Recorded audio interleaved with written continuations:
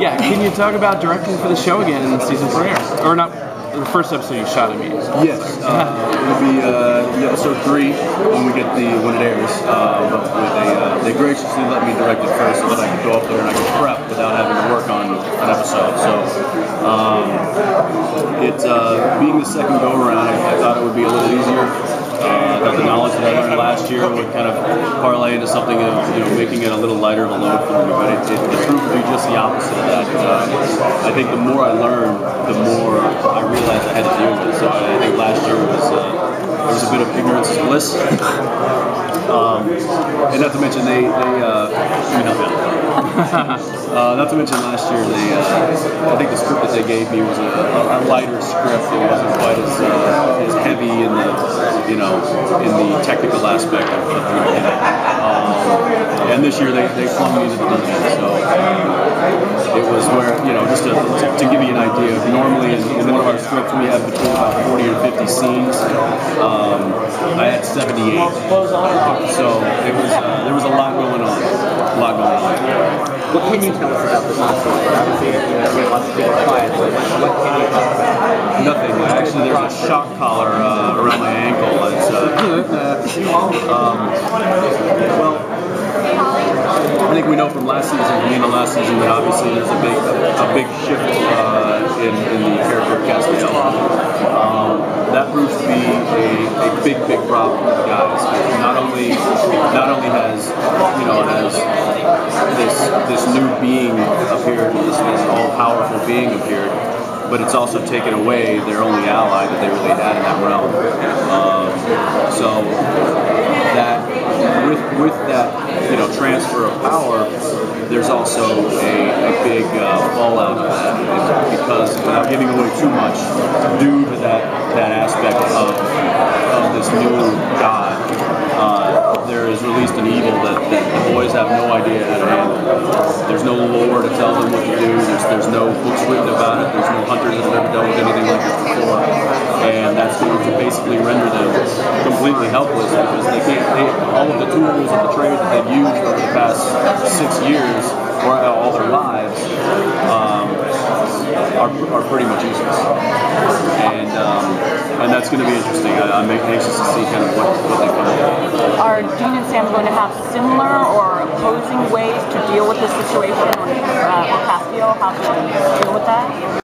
I think they're on the same team, which is refreshing for me as an actor, because last season was just a nightmare not having that partner in crime.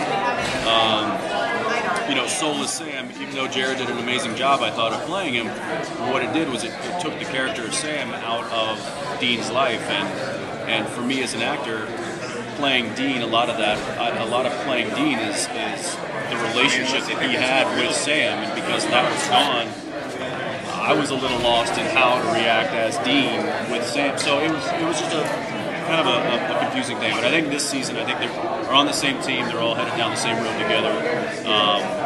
Where that's going, I'm not quite sure, and how they're going to get there is, of course, going to be difficult. What can you tease about Dean's individual arc this season, aside from all the problems with Sam and Castiel? I don't know necessarily what the individual arc is going to be yet. We're still setting up kind of the major arc right now with the first several episodes. As we get into a little further down the line, and probably episode 6, 7, 8, we'll start splitting off on the individual arcs. So that would be a writer question. I kind of focus on what's in front of me as opposed to what's in the future. So. What is your episode about? A little bit about that. Yeah, it's a bit of a slice of life from Sam's standpoint. What we learned in episode 2 still translates into episode 3. That Sam is battling some inner demons, to say the least, and he comes across a job, and we get back to kind of that old formula of Supernatural, where he goes and hunts, and Sam decides to go do it himself because it's something from his past. And so what we do is we actually go back into his past, and we see Sam at age 15, which of course Colin Ford, who's played him before as a young Sam, he comes and plays him again and does a really good job, of course. But we get to go back in time and see Sam as a 15-year-old kind of hunting and doing what he doesn't really want to be doing at that age.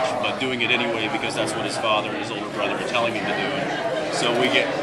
How you doing? How are you? Good. How are you? So sorry to interrupt. So it's it's a little slice of life from Sam's point of view and from his past. See the dad? What's that? See your dad? Don't see Dad, unfortunately. Trust me, I'd love to bring him back as much as anybody, but Jeff's a big movie star right now. Of course, I talk to him a lot, and he's always like, "Man, I want to come back," but his schedule is, he's a little busy. No. What are we going to say about Dean? I mean, we're seeing some Sam's past.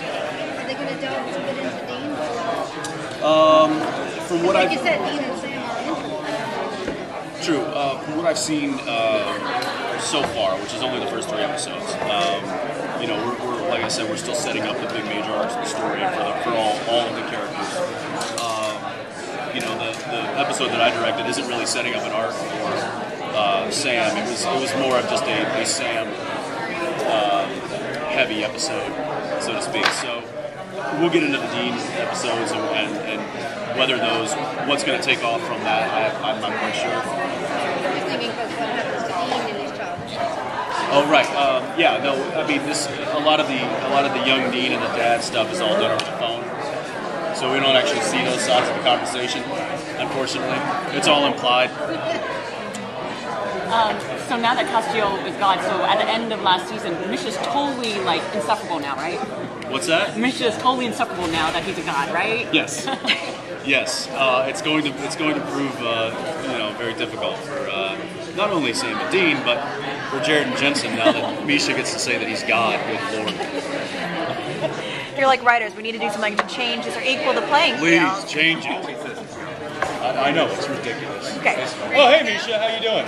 Shut up.